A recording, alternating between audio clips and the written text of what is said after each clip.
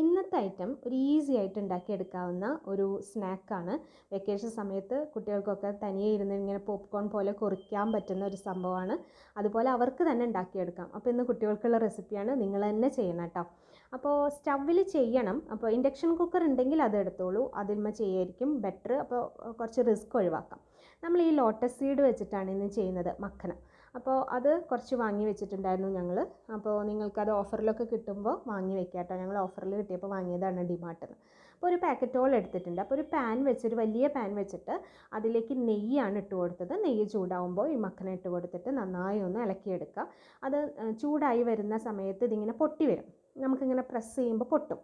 അപ്പോൾ അതുവരെ ചൂടാക്കി അതൊരു പ്ലേറ്റിലേക്ക് മാറ്റി വെക്കാം കേട്ടോ. എന്നിട്ട് നമുക്ക് ചീനച്ചട്ടിയിലേക്ക് നെയ്യ് വീണ്ടും ഒഴിക്കണം.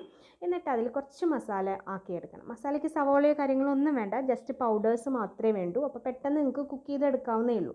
അധിക സമയം അടുക്കളയിൽ ചിലവാക്കാൻ എന്തായാലും പിള്ളേർക്ക് ഇഷ്ടം ഉണ്ടാവില്ലല്ലോ, നിങ്ങൾക്ക് ആർക്കും ഇഷ്ടമില്ലല്ലോ. അപ്പോൾ പെട്ടെന്ന് ചെയ്യാം കേട്ടോ.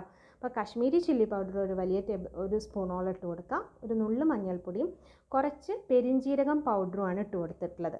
പെരിഞ്ജീരകം പൗഡറായിട്ടില്ലെങ്കിൽ പെരിഞ്ജീരകം എടുത്തിട്ട് ഒന്ന് ചതച്ചെടുക്കുക, എന്നിട്ട് അതിലിടുക. എന്നിട്ട് ആവശ്യത്തിന് ഉപ്പും കൂടി ഇട്ട് കൊടുത്തിട്ട് നന്നായി ഒന്ന് മിക്സ് ചെയ്ത് കൊടുക്കുക. അപ്പോൾ ഈ മസാല കരിഞ്ഞു പോകാൻ സാധ്യതയുണ്ട്, അതുകൊണ്ട് ഏറ്റവും ലോ ഫ്ലെയിമിൽ വേണം കേട്ടോ ഇടാനായിട്ട്. ഇനി നമ്മൾ നേരത്തെ ചൂടാക്കി വെച്ചിട്ടുള്ള മക്കനയുണ്ടല്ലോ, അത് അതിലേക്ക് ഇട്ട് കൊടുത്തിട്ട് നന്നായി ഒന്ന് ഇളക്കിയെടുക്കാം.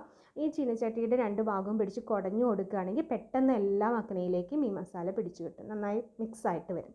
അപ്പോൾ ഇത് വെറുതെ ഇങ്ങനെ ഇരിക്കുമ്പോഴും നമുക്ക് കഴിക്കാൻ പറ്റുന്ന ഒരു സംഭവമാണ്. അപ്പോൾ ഇത് ഉണ്ടാക്കി വെച്ചാൽ കുട്ടികൾക്ക് കഴിക്കാം, അവർക്ക് തനിയെ തന്നെ ഉണ്ടാക്കാം. വെക്കേഷൻ സമയത്ത് ഫോൺ മാത്രം എടുത്തിരിക്കരുത്, നന്നായി വായിക്കാൻ ശ്രമിക്കണം എല്ലാവരും കേട്ടോ.